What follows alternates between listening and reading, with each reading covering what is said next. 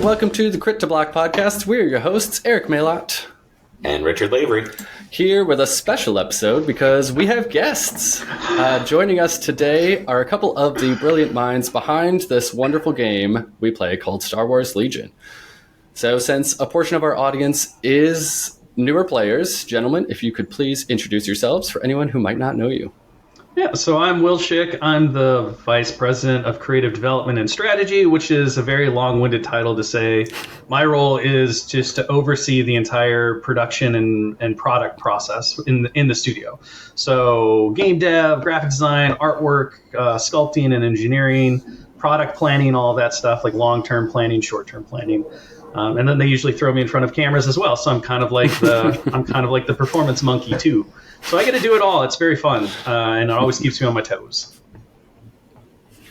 And I am Michael Plummer. I am the Game Development Manager at Atomic Mass Games. I work very closely with one Mr. Will Shick and Mr. Will Pagani, our Game Development Director, to oversee the development of our games and make sure that all of our developers are keeping things going at the correct pace and have all of the support and help that they need so that our games can continue to be as fun and awesome as they are for everyone and everything gets finished in a timely manner. Well, excellent. It is a pleasure to have you both on. We really appreciate you taking the time to come talk with us. We have a plethora of questions for you today, so let's dive in. All right. Eric, as always, take us away.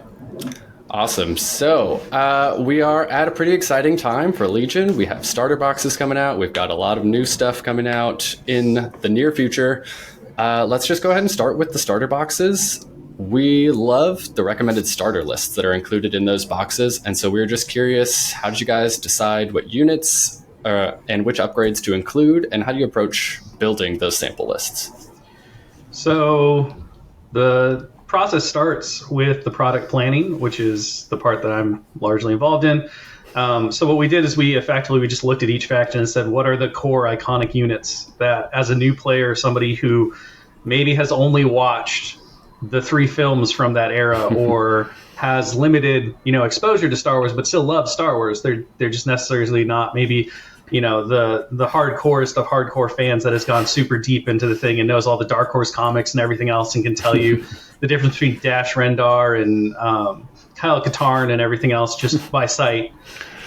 What are those things, and more so, what are the items that we believe from a game perspective are the core foundational elements that a player will always find value in, that will always be applicable no matter how the game grows, how many Battleforces come out, those types of things. We really want starter boxes from the AMG perspective to be truly one-time buy things that can carry a player forever if that's what they choose, right? And so if you look at all of the different game starters that we've done or the core sets and things like that, they're always complete experiences. We never ask a player to go out and buy more stuff just to be able to interact and play with the community that's around them in a normal game mode. And so Recon was kind of where we set our flag. We said, okay, Skirmish existed, but it was kind of this weird format that the community really adopted, but the development team at the time had been like, yeah, it's a thing, you can do it, but we're not really going to design and balance for it. Because we really feel like 800 points is the standard game mode is the place where the game really shines, and that's where we're going to put all our effort.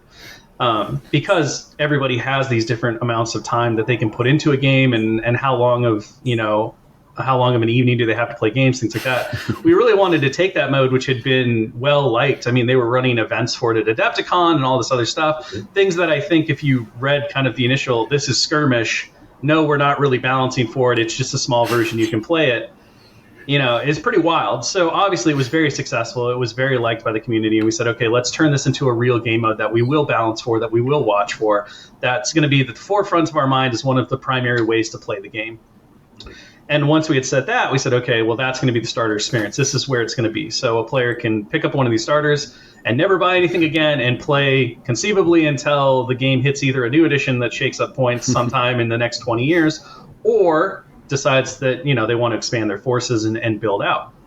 And that was it. So it was really just identifying those core units, looking at the plans for resculpts as well and saying, okay, what do we want to hit? Now, a lot of that work was semi-easy because if you looked at the original starter sets, they had those iconic units in them. So really, it was like, why really reinvent the wheel? Let's just do a couple of different things. With Rebels, as the resculpts, we were able to put more aliens in. We also added the Wookiees because we felt that was very Rebel and that people would really identify with that. It felt very fun and eclectic. With the Imperials, we said, okay, we're just really going to represent the empires we see in the movies, which meant that you get a lot of like repeat units, but it feels very faceless. It feels very structured, very regimented, very locked in. So it was scout troopers and stormtroopers with Vader. We talked about Snows a little bit, but those felt too specific to Empire. Whereas you see, the scout troopers quite a bit in that great scene on Endor. We see the stormtroopers, of course, throughout the trilogy. So we landed on that. And of course, for Republic and Separatists, it was really based off of those original starters, what we see, over and over in the different media. So it's like clone troopers versus droids. We decided to keep the droid decas in there. We added the B2s because they're also a big part of that Attack of the Clones segment. And of course, with the Republic, we wanted to make sure that we were representing lightsabers as much as possible. So we had pre-designed the ARFs to have, a generic Jedi in there. That gave us 2 lightsabers, which really like amped up that whole. The Republic is not just clones; it's also Jedi, and that's a theme that, of course, we're going to continue to carry forward as we get closer, like further and further into next year, which is very exciting. But we'll talk about that more when the time comes. So once we had laid out all those contents, then we handed that list over to development, and we said, okay, this is your sandbox. Now you have to build a castle out of it, and that's where Plummer really came in. Yeah, so at that point, I think Shick hit most of it, but really the biggest thing when we're developing a starter product is for us, we really think about the concept that Shick was talking about, where this should be a forever friend. This is something where someone is going to pick this up, and this is going to be their first experience playing the game. This is going to be their first experience painting the miniatures and collecting them and putting them on the table. And so we want this to be something that people are going to like reach back to every time. So we want to make sure that we have core upgrades in there, that we have characters that are iconic and fun, and that this box can be something when you pick up a new commander, when you pick up a new operative, you can go back to this touchstone. Like the starter box is your touchstone as a new, Galactic Empire player, that like I've always got my stormtroopers and my scouts that I can throw in with whatever new character that I purchase. If I get Iden Verso, or if I grab the Inquisitors, or whatever it is that I think is cool, like I've got this basis that I can always build the army off of, because it's very important, especially when you're new to the hobby, that you have a core that you can build from, because building these armies is expensive and it takes a lot of time and a lot of effort and a lot of love.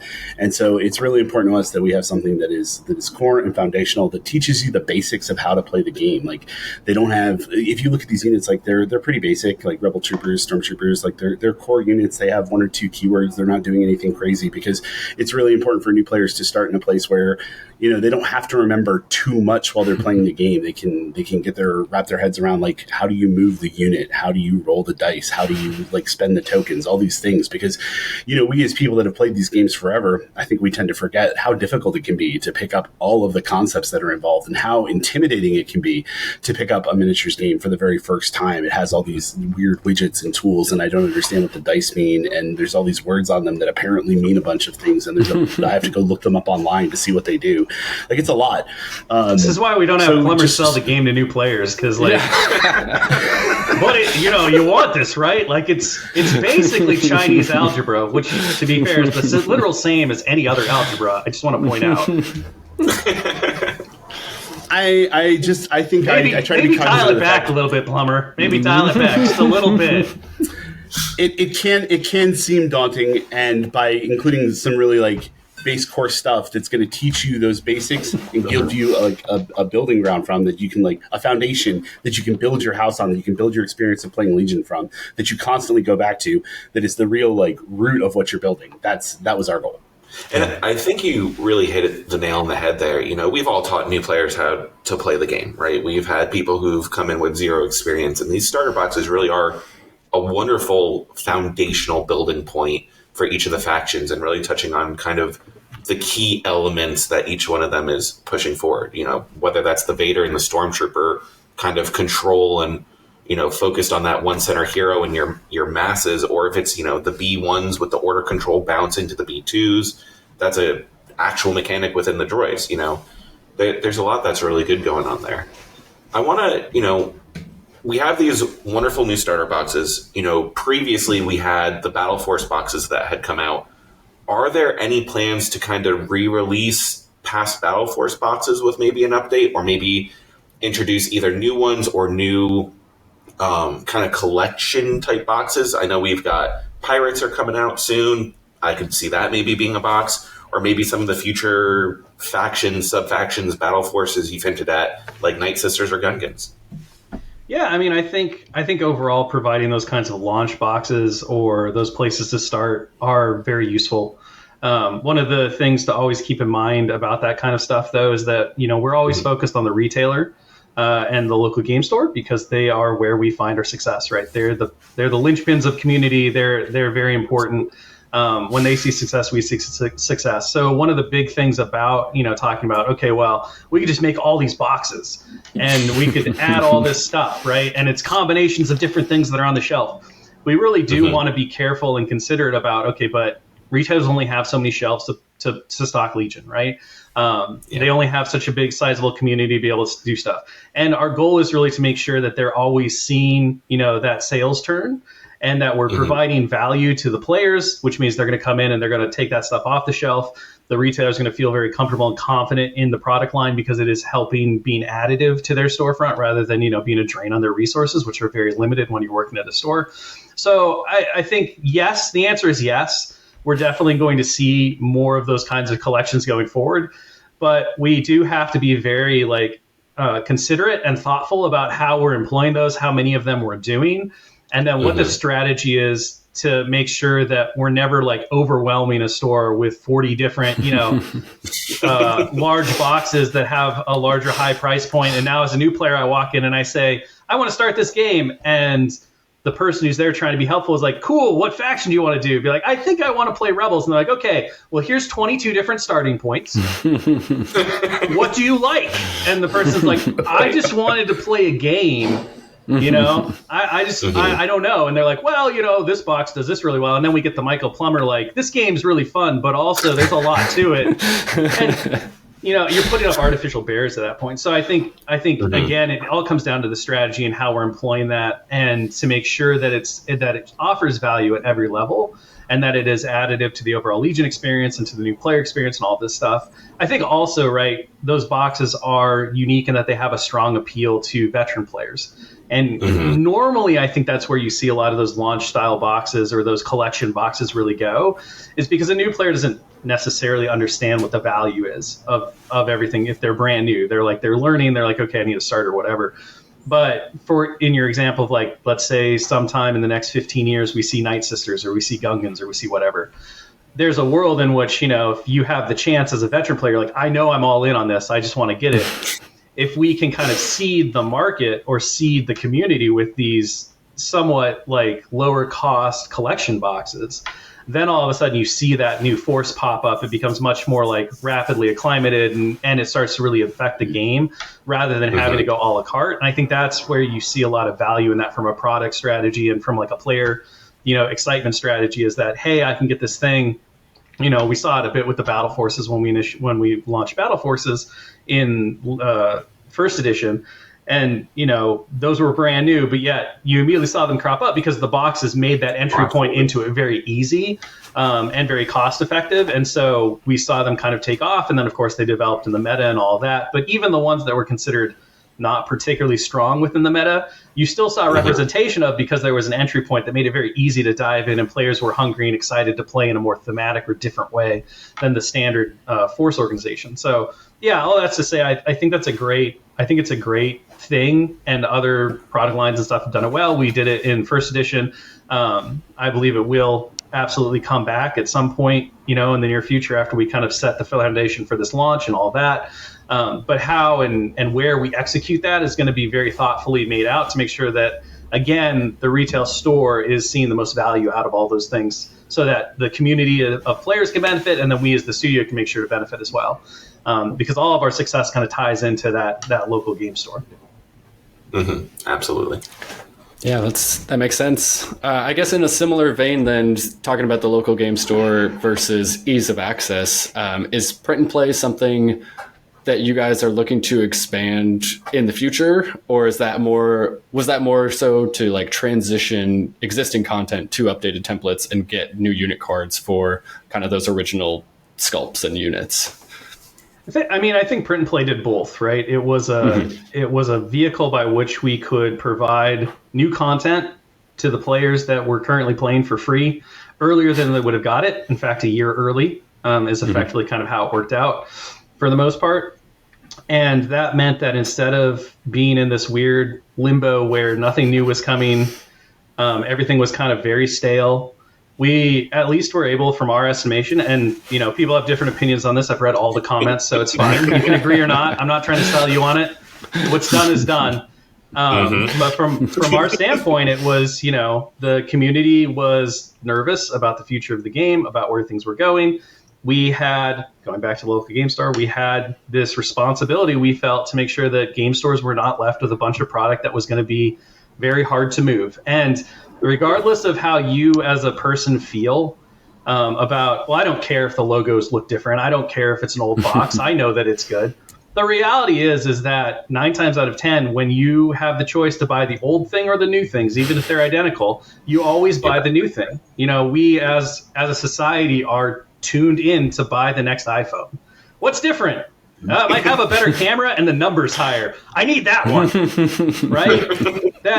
It's ingrained in us from the start. So, a lot of us have worked at retail. A lot of us have owned retail stores within AMG. Like, we've all been through the edition crunch and change. And the reality is because Legion has the cards in the box, it has even less value, quote unquote, because the cards aren't right anymore to that old thing, rather than just having old packaging. So we made the conscious effort that we were going to make sure to provide retailers enough ramp to move all that stuff out. And what that meant is the situation that we had where there weren't a lot of new releases. Stock from previous stuff started to disappear because that was part of the plan, right? We wanted to make sure that we'd cleared those shelves. So when a retailer was ready to bring in the new launch stuff, they weren't like, oh, I'm now bringing in all this stuff, but I also have this old stuff on the shelf that I know will never sell because the new stuff is here, and I see this over and over and over again. There are pros and cons to that. We don't really need to hash those out. But Print and Play was a way for us to be able to say, okay, this process is going to happen, but you can be confident in that we are fully invested into this game. You can start playing right now with no cost. And that's kind of a mantra going forward. I've said it before a few times, but we're not in the business of selling cards. We sell miniatures, right? The miniatures are the core, fundamental, foundational thing of the game. Without the miniatures, the game doesn't exist. It's not a card game, it's a miniatures game. The cards are important because they provide the rules by which the miniatures function on the table. But as we know from all different kinds of miniatures war game products, there are 1,000 different ways to do rules, for a miniatures game. But the miniatures themselves are most important.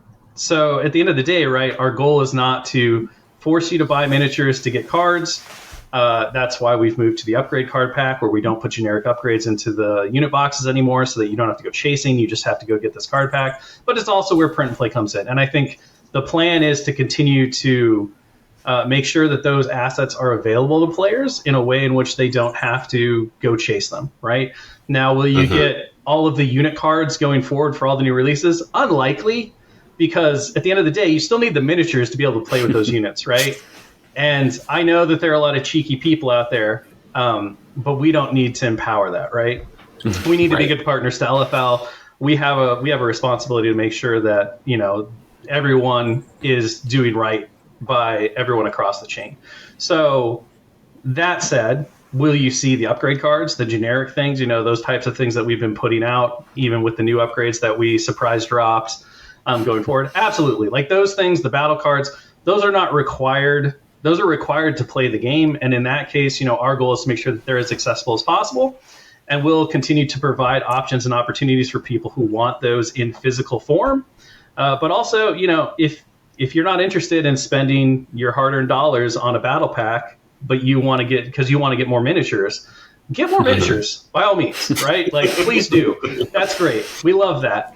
We'll continue to provide those battle cards and stuff, especially the ones that are required for organized play and that kind of stuff as we get into the set rotations and things like that. We'll make sure those are available to players in ways that they can access them, so no one is ever locked out of the game for having to buy cards. That's not the goal, right? Our goal is always the cards help boost the miniatures, which is our core business. That is what we spend 70% of our time worrying about and how they function and all that. So hopefully that kind of answers the question.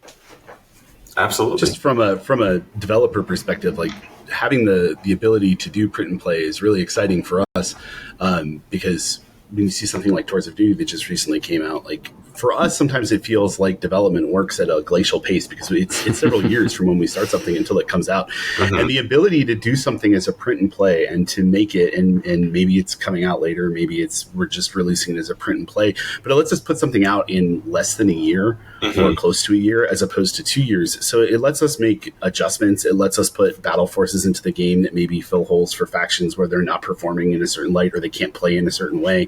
If there's something that we want to do to the game, the ability to do it with print and play is really liberating as a developer, because it lets us mold and shape the game more quickly with more than just a points update. Because points updates are great, but they can't fix everything and they can't make major shifts in the game in the same way that adding some upgrade cards or new battle cards can do. So print and play is a huge boon for us as developers.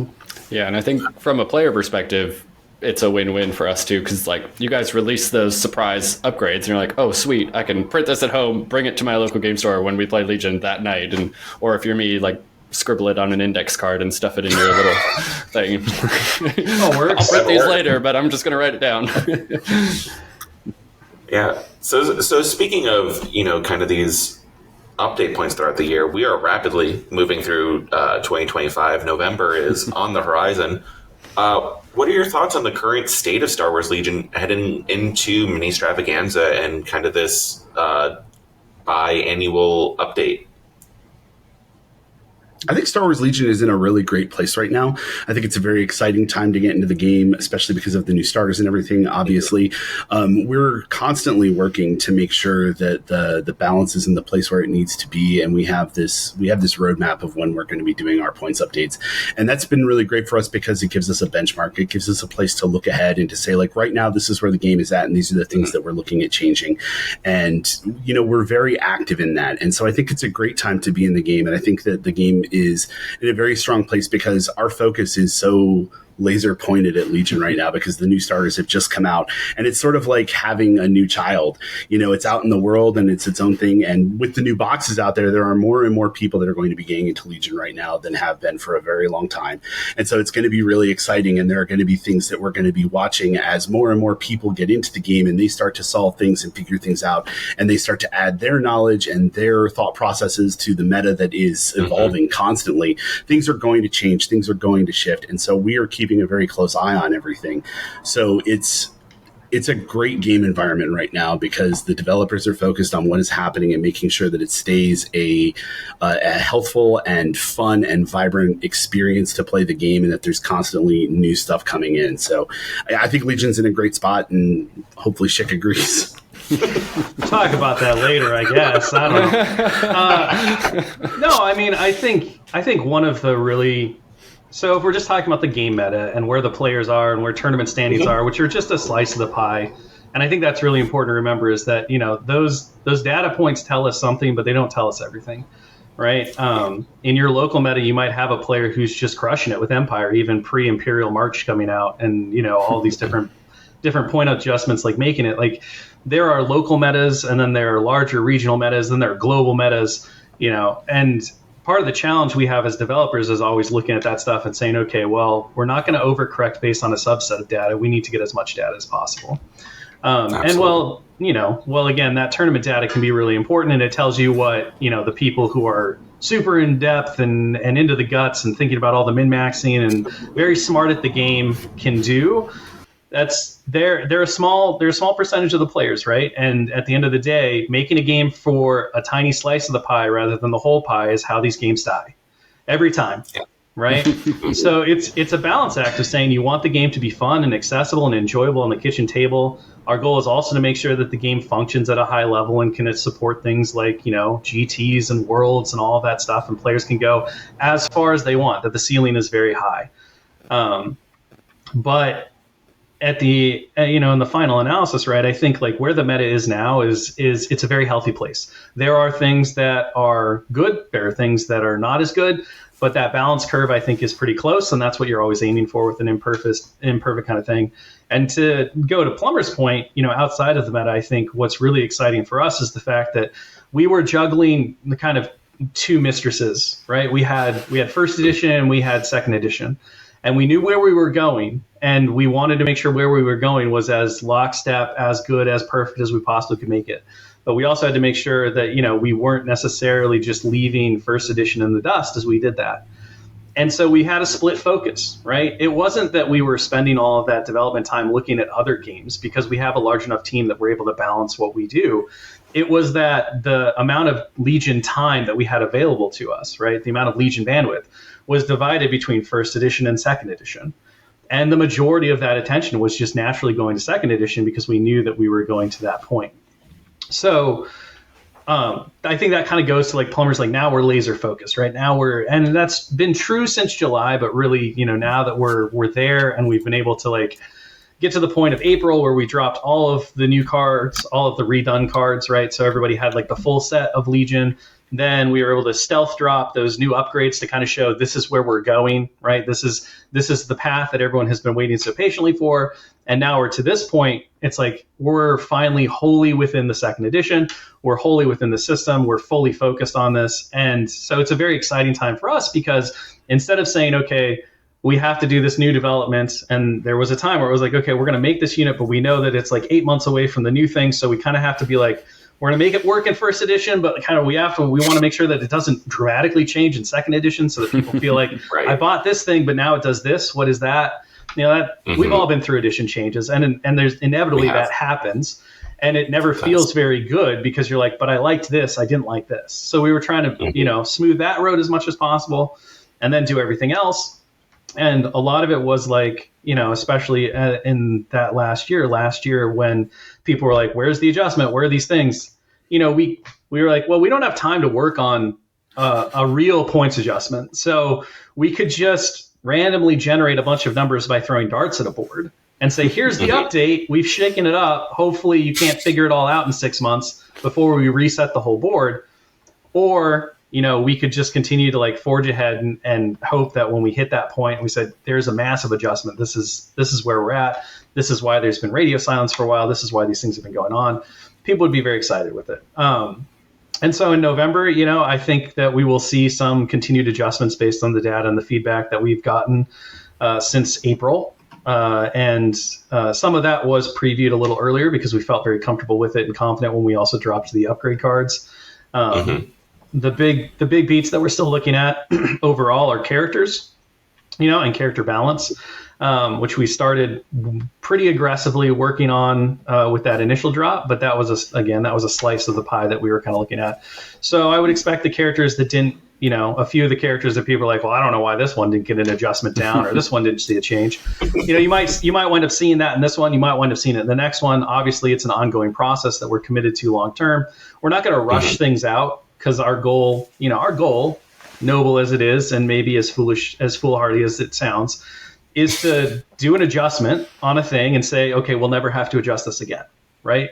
We're not approaching game dev from a snow globe style where it's just like, all right, well, we'll just shake things up and we won't really care, because before the snow settles, we'll shake the snow globe again.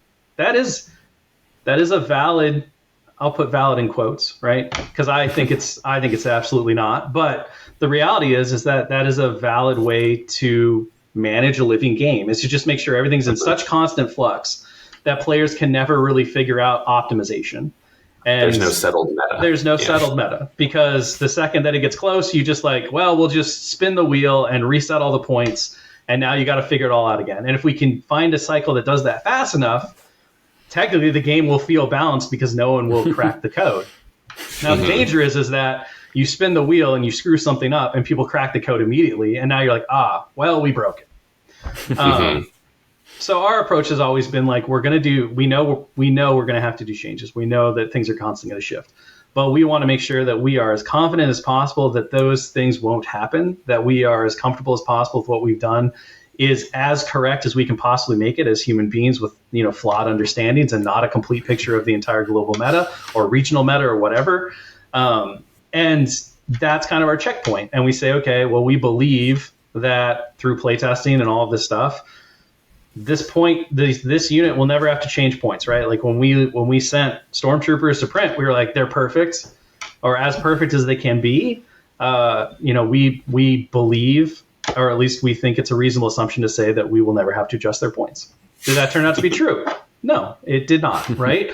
And, that's less surprising when you're talking about a wholesale edition change because there's so many moving parts. There's so many things that are hard to do. But even with, new units and stuff, right? You never, as Plummer said, you never really know what innovation or thought processes the community will do. And that's the most challenging thing about development, and it's also the most fun thing, is that we make our assumptions, we do our best to try to snip off the outliers, and then when we release it, we're like, okay, let's see what they do, right? Because whatever you do within the balance band that we have set is totally cool. It's perfectly allowed and part of these games. Is that sometimes players will be like, oh, I can get this thing right to the edge. And then sometimes players will be like, well, it's really hard to, you can get this thing kind of away from the bottom, but that's about as far as it goes. And, our playtest experience might have been different. It might have been whatever, but you also only have so much time for playtesting too. You do. I mean, the amount of games that are the rest of its existence to break whatever you release. The amount of games that are available within, the first month of a release, as Pagani and I often say, is it's 5 times the amount that we can do in a year with our resources. So again, our job isn't to figure out exactly where something sits in the curve. We don't say, we want this unit to be 60%. We want this unit to be 30%. We say, does this unit go below 0 or does it go over 100? And if it does, that's what we're mostly concerned with. And everything else is okay, well, a healthy game environment for a game like this where everything is unique and different and whatever, everything's going to fall differently on that curve. And, everyone talks about power creep and how that's awful. But yet at the same time, when something comes out and it might be on the lower end of the curve, they're like, this unit's pointless. Why would you ever take it? It depends on your analysis, right? There are people like our creative director, Dallas Kemp. He doesn't give a darn about, I don't know if you have a dump button, so I won't use my normal language. He doesn't care, at all about power levels necessarily. What he cares about is what's cool from a hobbyist perspective or from a narrative perspective. So if you say something like, just to pull out an example that may or may not be true, dewbacks are bad. I know they're not. They're very good. But dewbacks are bad, right? He doesn't care because he wants an army that's just nothing but dewbacks. He's like, but I want my commander on a dewback with a bunch of dewbacks. I want Dew Force 1. And which is a thing that he's mentioned. I didn't make that up on the spot. That's one of his things. So there are players that are like that, right? They're happy to work with inefficiencies. There are people like our development director, Will Pagani. He made a habit when he was playing, quote unquote, professionally, right? Doing all the world circuits and stuff for War Machine and Hordes and other miniatures games. He made a habit of going into the meta, saying, okay, what do people think is not good? And then coming up with ways to win tournaments and worlds and all that stuff with the stuff that wasn't good. Because he's like, there's more to, there's always more to the story than necessarily what the global think tank thinks. The problem with that, right, is that it takes a lot of time. It takes a lot of time. It takes a lot of practice. It takes so much stuff. It does. And so, I think that's why we see global metas and things like that develop the way they do through discussion and stuff, because the vast majority of us, I got 2 kids, I got sports, I got work, I got all this stuff. I get to play maybe twice a month, and if I'm lucky. So I don't have time to sit down and really grind out, okay, what's going to be the best list. So I'll let, people like you guys do it, or people like Winter Moon do it, or people like whatever, I'll be like, okay, what do they say is good, right? I think we meta list out of kind of necessity, and then what you do is you try to find your seasoning. Or, as I often do, I'll just be like, this stuff is cool, I'm going to take it, and I have no expectations of winning, but I also don't play tournaments. So, it's not a big deal when I throw it on the kitchen table against my kids, and I'm like, I'm playing this weird force, but neither of us are top level players. So the reality is even if we were playing with the most efficient army, we wouldn't be able to bilk that efficiency out of it because we don't know, right? We're just having some fun, rolling dice, making pew pew noises, and having a great Star Wars Legion time. And I think that's important too. So now we have a Plummer back, so I can stop rambling. But I figured I'd buy him some time to reset his internet. I appreciate you. If you would do me a favor and remind me what question I'm answering. I think we're on the next question. I think I over-answered this question. Okay, great. We'll jump forward. I guess, Eric, I'm taking your spotlight now. So. Yeah, so custom characters. You guys you've spoiled all 4 factions now, what their custom commanders and operatives are like. I know I'm very excited. Everyone in our local group is very excited. So I guess, where did that idea originate, and how did it evolve through design and testing? I know it's very closely linked to the Tours of Duty, which we will talk about in the future, but I guess take us through that process. So the build your own characters, those originated, I mean, we've always talked about it. Like, as long as I've been in Atomic Mass Games, we've always talked about how much you always want to build your own army, and that, you know, when you build your army for a tabletop game, it's almost the same as building a character for an RPG, because people always kind of have a story in their head of like what their army is and who they are. And even when you look at like how people paint their miniatures, right? Like, this unit all has blue pants and this unit all has red shirts, and sometimes like they have a little story for how that's happening, and that can extend even into the characters that you have, and, you know, creating a self-insert like, oh, this is my character from the RPG I played when I was a kid, and now they're the general of my army in Star Wars Legion. And doing stuff like that is really fun and really interesting, and it's just a great way for players to really connect with the game in a different way. And it lets you to sort of like build an attachment not only to your specific list, but to these characters and to the stories that you tell with your friends. So we've kind of always done that playing games. I've played games with Shick for years, and, you know, we have these memories of games that we've played like 4 and 5 years ago, and he'll still give me a hard time about things that happened in those games when we play a game next week.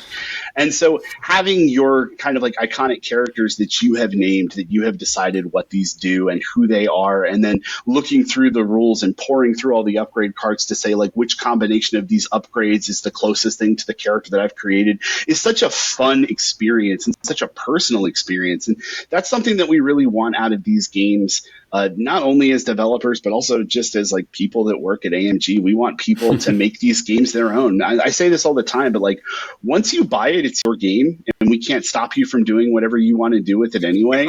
So if you don't like something, don't do it. Play it a different way. That's fine. Like, obviously not in a tournament and not when you're like at the game store with random people. But if you're playing with your friends and you don't like something, you can do it however you want because you own the game. And so this is just like a further extension of that. Like, how can you have your character that you love and put them on the tabletop? And then from there, it was just really fun in development, like working with Dursum, Andrew Dursum, who is the lead developer on Star Wars Legion, you know, sitting down to make all the doctrines and say, like, what are the different ways that these characters could fight? What are the different things that they could do? And like, yeah, we need a guy that can charge in and mess people up in melee. And then we want someone that has like a really big blaster, because that's a really cool, fun fantasy.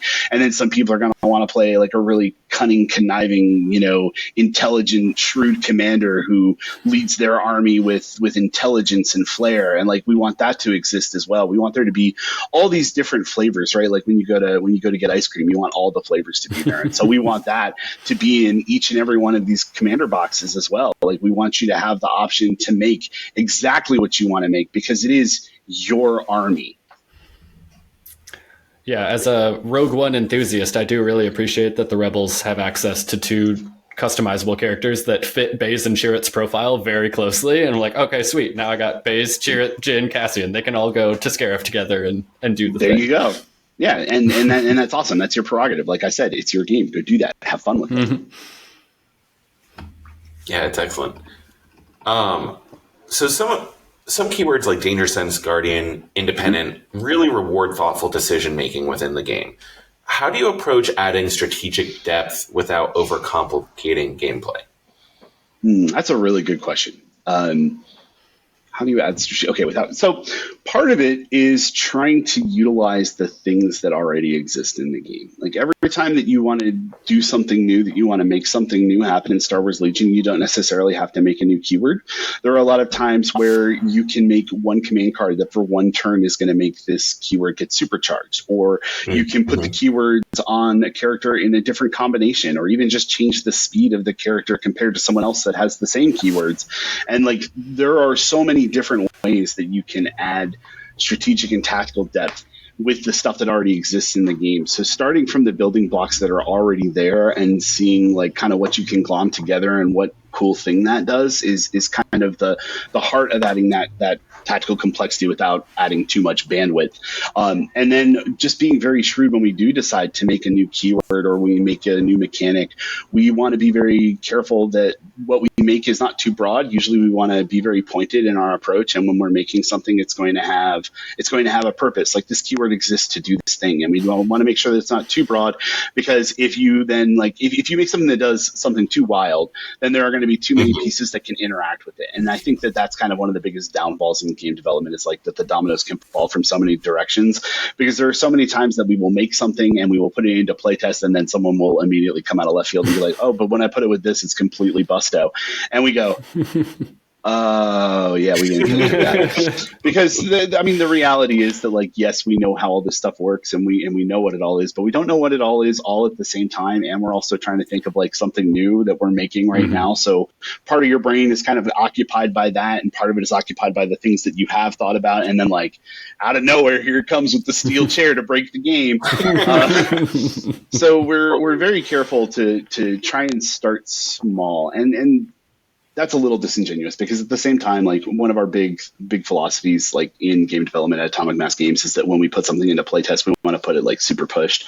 We like things to go into playtest kind of powerful and kind of strong, because we think that it's very easy to pull something back and say, whoa, that's too much, and you pull back, right?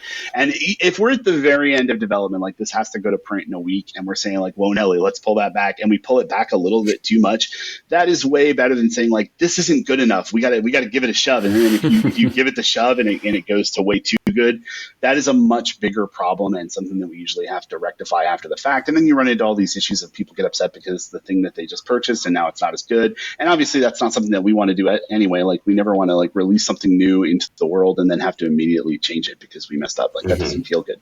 So the answer is just very carefully. We need to make sure that we're utilizing the tools that exist before we're creating new ones, because that adds overall depth to the entire game. So anything that we can do with tools that already exist in the toolbox, we'll start from there. And then if we are going to make a new tool, we want to make sure that it is extremely pointed and that it can be used for the thing it is meant to do. And if it has any sort of, like, side uses, we want to make sure that those are sanctioned and approved, and make sure that it's not, messing with the works too much.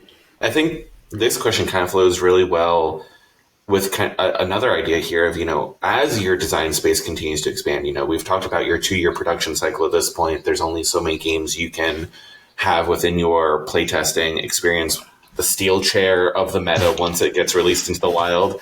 How do you balance innovation with accessibility then, especially for players that are trying to keep up in this idea of competitive play within your games? Are you trying to look at what those, handful of players that we were talking about, or are you looking at everyone and just trying to make it the most interesting it can be for the widest audience?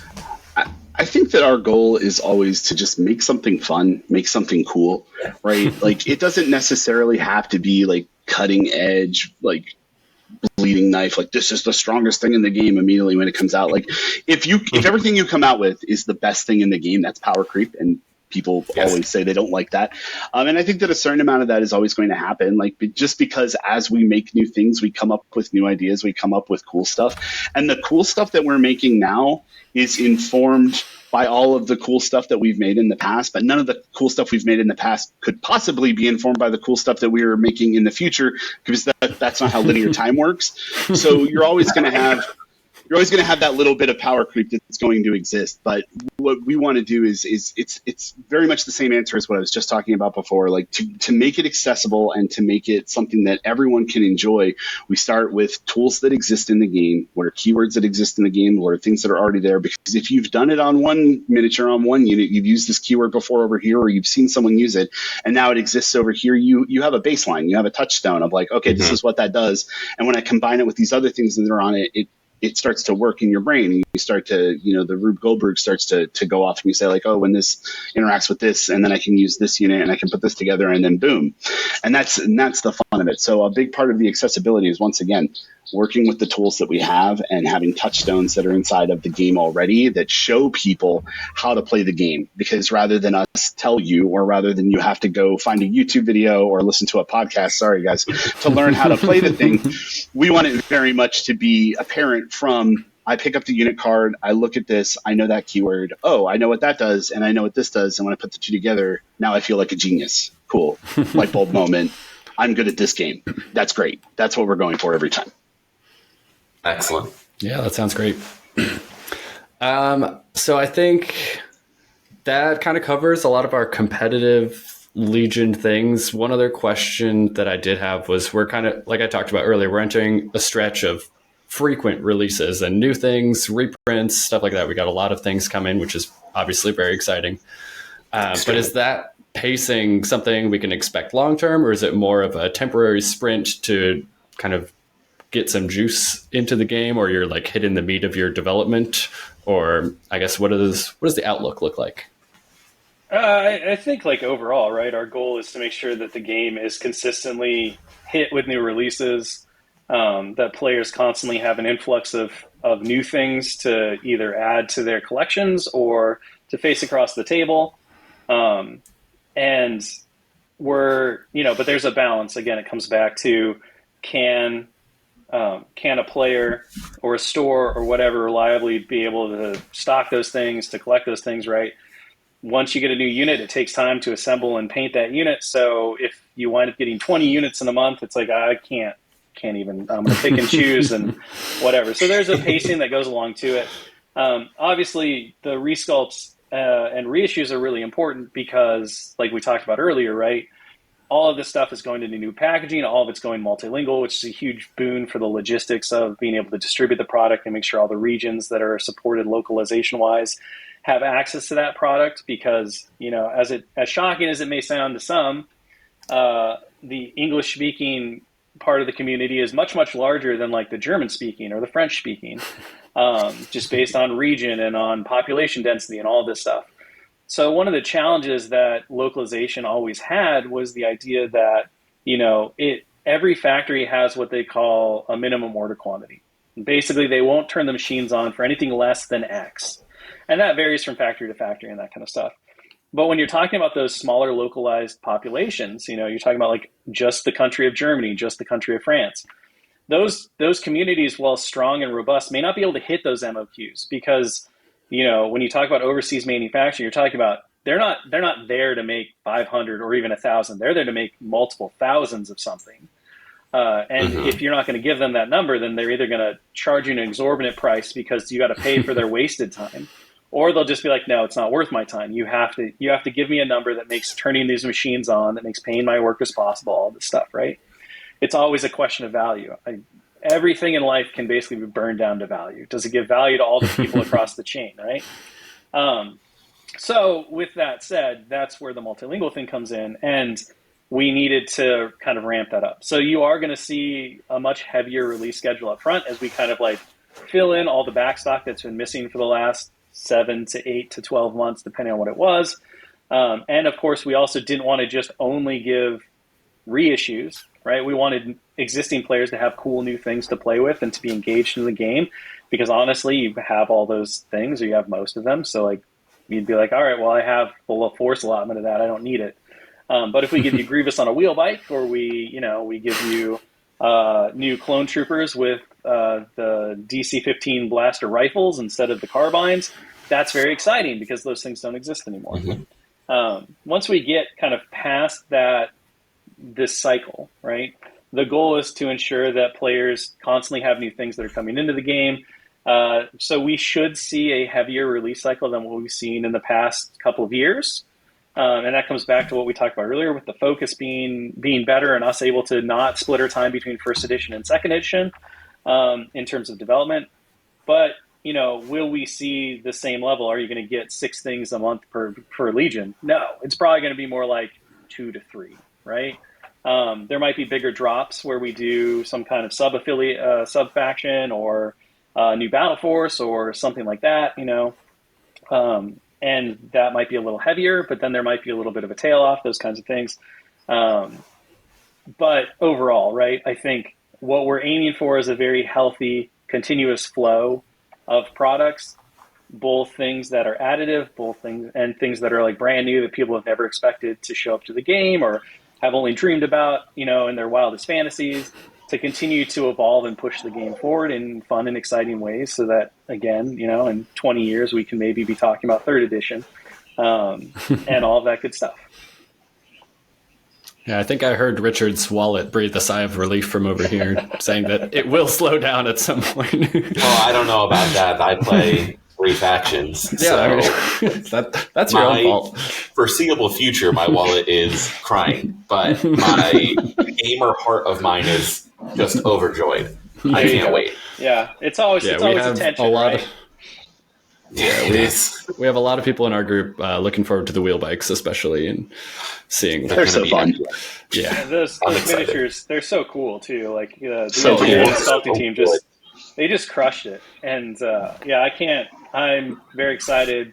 Much as our creative director Dallas wants to do Force One, I cannot wait to do wheel bike squad, and then we'll just mash them on the table. There's going to be so many good jousting moments where you're going to have your tauntaun list and your wheel bike list and your 2-back list and all this great stuff. And you're just going to be able to like run at each other, old knight style across the table, screaming tally ho. It's going to be so good. Full tilt, as it were. Awesome. Let's see. I think we got just 2 more relatively quick questions. One, just a little change of pace. I was curious to hear how you guys got into game design and kind of, I guess, not a full explanation of your work history, obviously, but any advice that you might have for anyone looking to kind of maybe change careers, get into that aspect of the gaming industry, and what that looked like for you. So, my road was really long and just kind of, I started as a retail support specialist in the industry, which meant that I was working with stores and all that. I kind of was able to get that job because I had worked with my local game store in our tiny town of Great Falls for my entire high school. I ran their 40K tournaments and really became kind of the touch person for miniatures in the store. So through that, I developed a really close relationship with the owners and kind of saw firsthand where their struggles were, where they wanted all this stuff. And that was enough to kind of make me a good candidate, despite having no real training at all into that, because I was very passionate about being the store owner for our LGS was in my wedding. He was one of my groomsmen when I got married, and there was a 20-year age difference. So it was really funny. It was a bunch of 20-year-old guys, and then there's this middle-aged man. But we had formed such an attachment just by hanging out at the store and playing. That's what we did in high school. We were kind of nerds. And so I felt very passionate about that, and that obviously got me in the door. And then from there, I kind of worked my way through marketing, and then I got into the business development side, and that really put me into working closely with development and design because I had to do product strategy, so I kind of had to know. But I think at the end of the day, most developers, and this is true for our development director, Will Pagani, and I think it's going to be similar to Plummer and stuff, we really got into it because we just loved playing games. What we did in our off time was we played games, and we consumed games both for the fun and enjoyment of it, but we also really consumed it in a way that said, okay, well, what do I like and what would I do better? And it's a lot like learning how to cook, right? If you want to become a great cook, go eat other people's food. And then start to analyze okay, well, I liked this flavor. I didn't like this flavor. I think what they did here was interesting, but I like it this way, Some people really like a juicy chicken. I can't stand it because it feels undercooked to me. I like my chicken to be it's close to the dry side, right? And so that's just the way I cook. It's all personal. These are the hot takes we brought you on for. Exactly. But these are the things, there's no right or wrong answer. There's just personal preference. And then, of course, that personal preference can transfer across to a wider range of people. And so or in the case of dry chicken, a very small range of people. Maybe. I don't know. You haven't eaten my chicken, and I have yet to have anybody who's eaten it who has not liked it. So it's a small but passionate subset. There's a way to do it. I'm not saying it's dry like shoe leather. I'm just saying that some people like to squish it and you see all the juices run out. That chicken is so close to not being cooked. It's debatable. Regardless, And so from there, it was just like I got more involved in development, which then led me to realize that like I had some good insights, or at least I had value to contribute to them because of all the different games I played. So I was like, hey, have you tried this? Have you looked at that? I think this would be really cool if you integrated it with that. And that, of course, led into the whole design and development of several game properties with other developers and that kind of thing throughout the time. And so it was just kind of like happenstance, but at the end of the day, it was really a journey of I love games. I love consuming the games. I find that I can take different parts and put them together in unique ways that innovate and that create experiences that other people seem to like. And, you know, through kind of the career journey that I had, I wound up in development. And that can be the same or different for other people. Like I said, our development director, Will Pagani, had a similar kind of thing. He was a Magic the Gathering Pro Circuit Tour guy. He was the world champion for War Machine and Hordes, which was the Privateer Press game. That's where he got his foot in the door for development. You know, so you can do it that way where you just become really, really proficient at a game and you show those instincts and that understanding of how development works, because he was unique in that he didn't just understand one game system. He understood lots of game systems. And he's another one who's prolific. You know, they play every like Tuesday and Thursday. They're playing games and they're consuming all this different stuff. And that allows them to bring that knowledge and those kind of ideas to our work. And we can say, okay, what do we think worked about this? What didn't work about this? How do we innovate about this? I think you guys already talked about Tour of Duty while I was fighting with the Asmodee firewall, just like Plummer was earlier. And that's, you know, Tour of Duty, it borrows or it's influenced by so many things that came before it that did similar stuff. And the reason that we're able to put that together and hopefully have it be such a compelling and interesting package is because we're using proven ingredients in a new way to create, you know, a unique dish and one that is going to appeal to a wide amount of people. So maybe the chicken's a little juicier than I would like it, but, you know, it hits that bandwidth of like where everyone's going to like it. Yeah, so my story, like Shick's right. I've played games since I was like 8. I love them. They're the passion of my life. They're all I ever wanted to do, like my entire life. I think that a recurring theme, if I can remember one thing that my mother said to me more than anything else, is that Michael, if you put half as much effort into your schoolwork as you do into those games, you would be a genius. And that was just my life. I love them. I love board games. I love card games. I love miniatures. I played so many games growing up. It's all I wanted to do. When I got to college, I like joined groups and played games. I joined the chess club because they would play miniatures after they played chess. I did that in high school. I did that in college. I did that after college. Like after college, as I was going through that kind of like, you know, that kind of malaise period where you're like, oh, what am I doing with my life? School is over and there's this whole big future. I have no idea. Like, what did I do? I went and I bought some miniatures and I felt better about myself. And that was great. So this has always just been such a huge part of my life that I eventually, you know, started applying for jobs at a company that made miniature games, not to be a developer. I did event management. And while I was there, I did some playtests because I had done playtests outside of the world. And honestly, I did not want to be a game developer. It sounded incredibly stressful.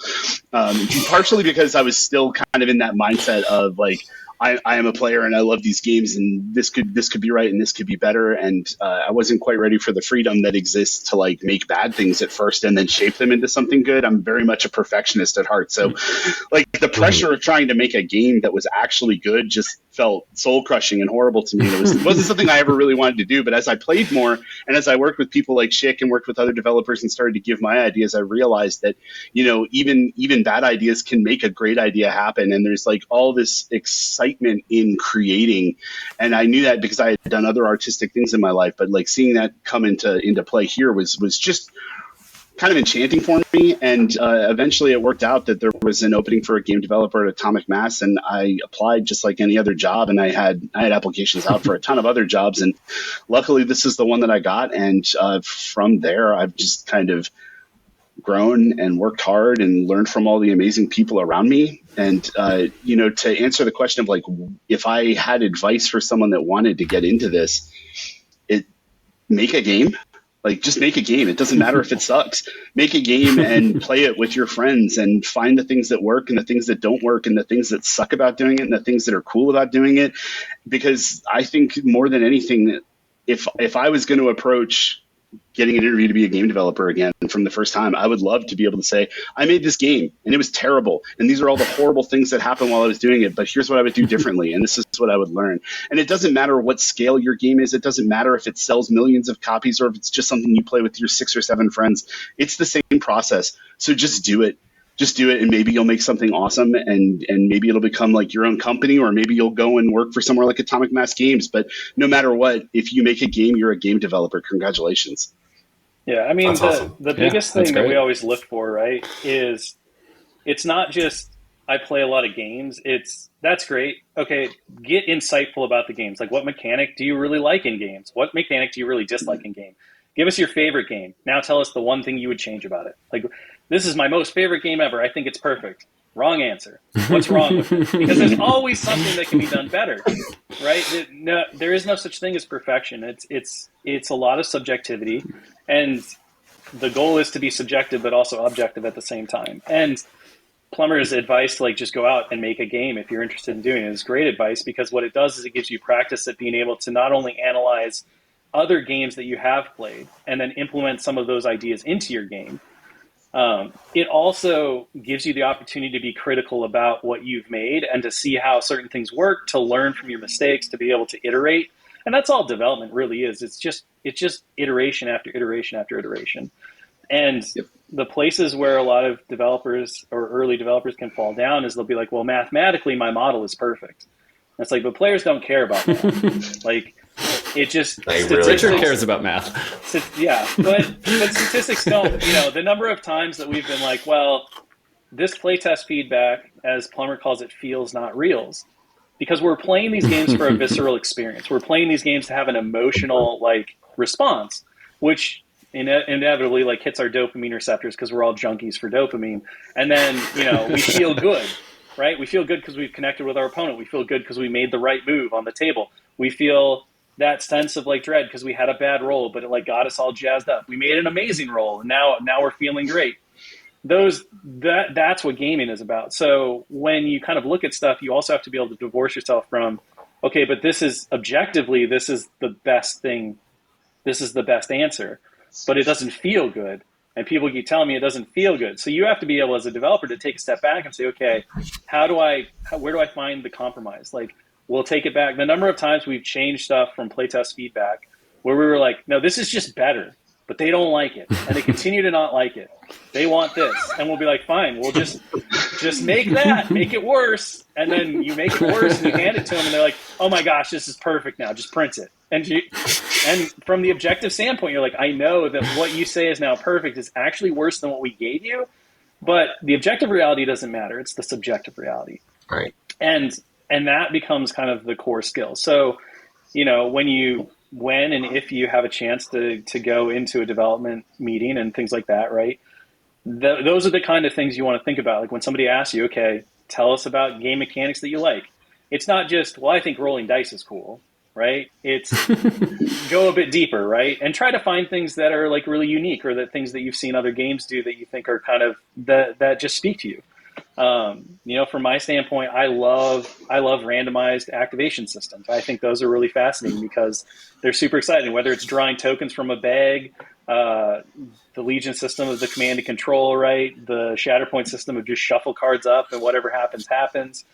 To me, those are the kind of puzzles that are really engaging and exciting. Initiative systems where you randomly roll and then your kind of actions are dictated by the initiative track. I think that kind of stuff is really cool because it presents players with a unique puzzle. So that's what I would tell somebody if I was kind of doing a thing. And then if they asked like, what's your favorite game? I would pick my favorite game at the time, or one that I really liked. And they'd be like, okay, well, what would you change about it? And I would say, well, if I was in control, I would probably fix this. And I think it does this really well. But if you can get into kind of being the critique and the understanding of introspection on the things that you like, the things that you don't, and kind of explain through why you would make those changes in an intelligent way, not just, I think bad, so change. Those are the kinds of things that are going to help you a lot. And one of the best ways to hone those skills is to play a lot of games, but then when you're done playing the game, get a notebook or a notepad or whatever and write down the things that you thought the game did really well, the things that you were surprised by the game, the things that you didn't like about the game, right? From a mechanical standpoint. and then apply that to something that you make, right? We all go back to cooking because I love cooking. It's like my other hobby. And I find that it really relates super, super closely to game development.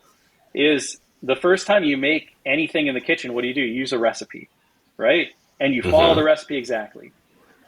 If your first game project that you do is literally just kind of a slight variation on a thing that you already played, great. Like start there and then start getting experimental and saying, okay, but I want to change, I want to change the paprika for smoked paprika because I like smoked paprika better. That's enough, right? That's enough to start seeing like, did it work? Did it not work? Like, how did it go? And then eventually you'll get to the point to where like somebody will lay out all these ingredients in front of you and you'll be able to take those ingredients, selectively and make something that's going to come out really well. And that some people are going to enjoy, or at least you're going to enjoy, but that process is just going to hone you and make you better. And that, you don't need to have that be a job. You don't need to like go to school to do that necessarily, although like classes and stuff can help.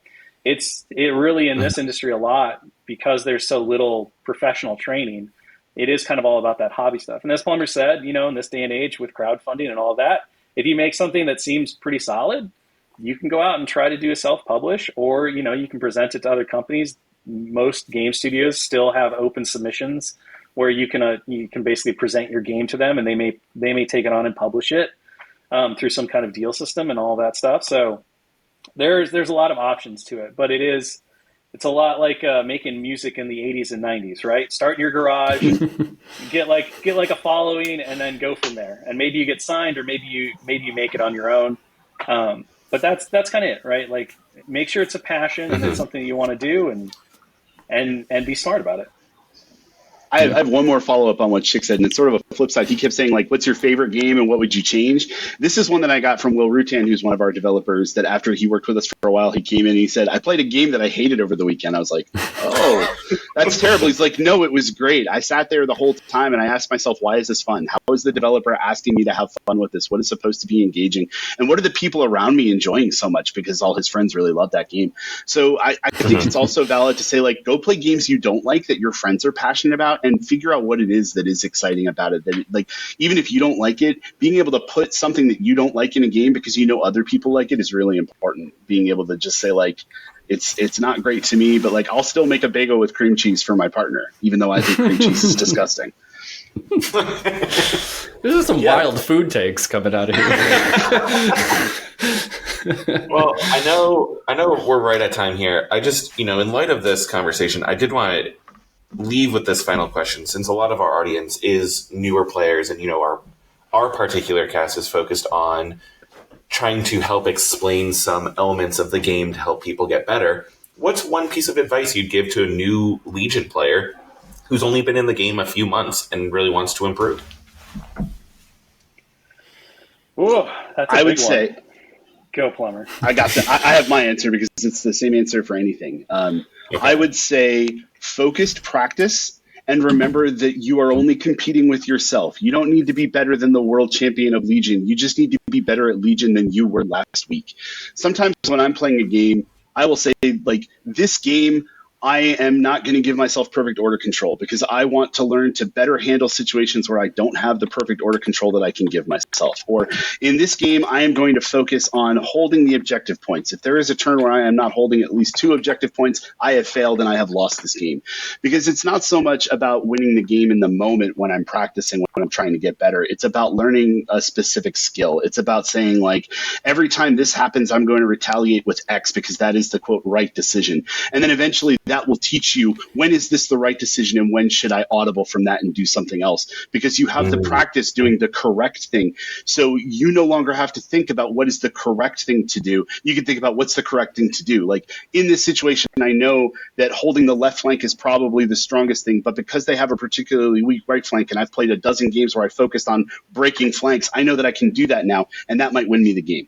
So focus, practice, and only compare yourself to yourself, because that is where true improvement comes from. Great advice. Thank you very much.